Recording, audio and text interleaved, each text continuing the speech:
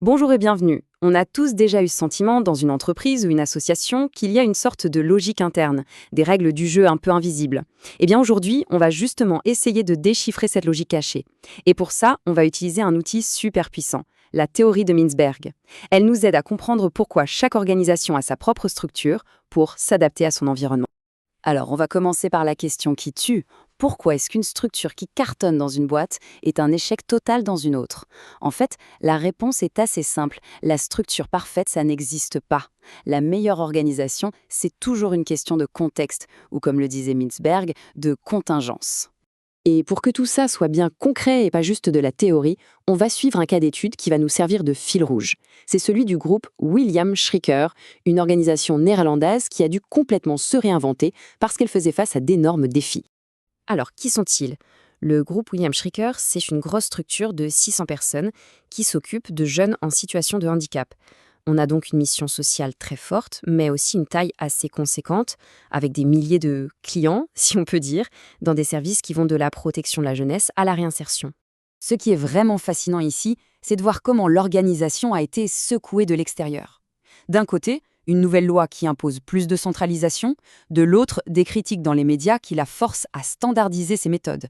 Et pour couronner le tout, les familles, les clients, qui deviennent de plus en plus exigeants.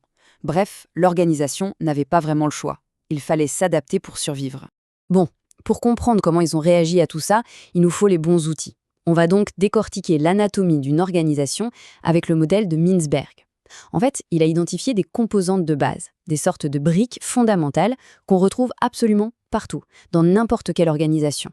Et voilà notre carte au trésor. Ce schéma, il a l'air un peu abstrait comme ça, mais en réalité, c'est la clé de tout. Selon Mintzberg, n'importe quelle organisation peut être comprise si on analyse comment ces 5 blocs interagissent. On va les prendre un par un et les appliquer directement à notre cas pratique. On commence tout en haut par le sommet stratégique. C'est un peu le cerveau de l'opération, les cadres dirigeants. Leur rôle, c'est de s'assurer que l'organisation garde le cap et qu'elle remplit bien sa mission. Si on regarde l'organigramme de William Schricker, on le voit tout de suite, tout en haut. C'est le Raad van Bestuur, leur conseil d'administration. Ce sont eux qui tiennent la barre, c'est simple et direct. Allez, maintenant on descend tout en bas, là où le vrai travail se fait. Le centre opérationnel, ce sont les gens qui sont sur le terrain, les travailleurs sociaux, les éducateurs, en gros, tous ceux qui sont la raison d'être de l'organisation. Dans notre cas, il s'agit des blocs de couleur en bas de l'organigramme. Les services de protection, de réinsertion, c'est ça le centre opérationnel. C'est vraiment là que la mission de l'organisation prend vie. Entre le cerveau en haut et les mains en bas, il faut bien un lien. C'est justement le rôle de la ligne hiérarchique. C'est toute la chaîne de managers intermédiaires qui transmet les directives vers le bas et qui fait remonter l'info vers le haut. Chez William Schricker, ce lien, il est incarné par les régions managers, autrement dit les managers régionaux. Ils sont le relais essentiel entre la direction et les équipes qui sont sur le terrain. Passons maintenant à une partie un peu plus subtile, la technostructure. Ce sont les analystes, les experts, qui ne sont pas vraiment dans la ligne hiérarchique, mais dont le boulot est de standardiser le travail. Ils créent les procédures, les plans, les formations. C'est eux le véritable moteur de la standardisation. Et là, on voit parfaitement comment la théorie s'applique au réel. Vous vous souvenez des pressions extérieures pour plus de standardisation? Eh bien, l'organisation a réagi en créant un expertise centrum, un centre d'expertise. C'est leur technostructure et ils l'ont placée en plein cœur de l'organigramme pour qu'elle puisse diffuser les bonnes pratiques partout. Allez, la dernière pièce du puzzle, le support logistique. Ce sont tous les services qui aident l'organisation à fonctionner, mais sans être dans la production directe. On parle des ressources humaines, de la compta, de l'informatique, ce genre de choses. Chez William Schricker, c'est le bureau central.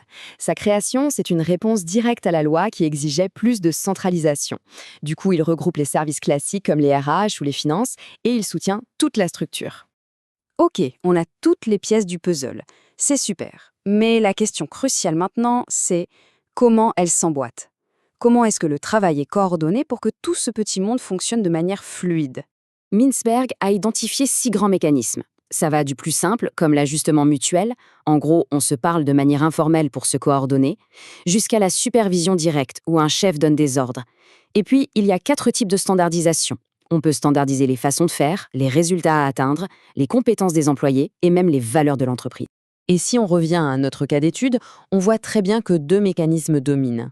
D'abord, la standardisation des procédés, qui est une réponse directe aux critiques qui exigeaient des procédures plus claires. Et ensuite, la standardisation des qualifications, parce que pour un travail aussi complexe, il faut des experts diplômés.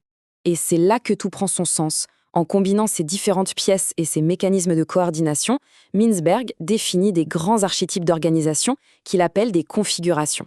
Mais comme on va le voir, la réalité est toujours un peu plus nuancée. Ce tableau, il résume tout. Une bureaucratie, comme une administration, elle mise tout sur la standardisation des procédés. Une organisation professionnelle, disons comme un hôpital, elle mise sur la standardisation des qualifications de ses experts. Et puis, une adocratie, comme une start-up par exemple, elle mise tout sur l'ajustement mutuel pour rester super agile. Et voilà le moment clé, le aha moment. William Schricker n'est pas un modèle pur, c'est un hybride.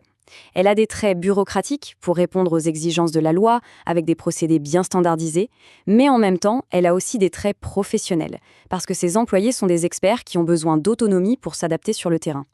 Cette structure hybride, en fait, c'est la réponse parfaite à des pressions contradictoires, même si évidemment ça crée des tensions en interne entre le besoin de règles et le besoin de liberté. Alors, qu'est-ce qu'on doit retenir de tout ça? Que ce modèle, ce n'est pas juste de la théorie pour universitaires. C'est une grille de lecture hyper puissante pour comprendre la logique de n'importe quelle organisation, pour voir pourquoi les choses sont structurées d'une certaine manière, et surtout pour comprendre pourquoi, parfois, ça coince. Et pour finir, une petite question. Pensez à votre propre lieu de travail ou d'études. En utilisant les outils qu'on vient de voir, comment est-ce que vous le décririez?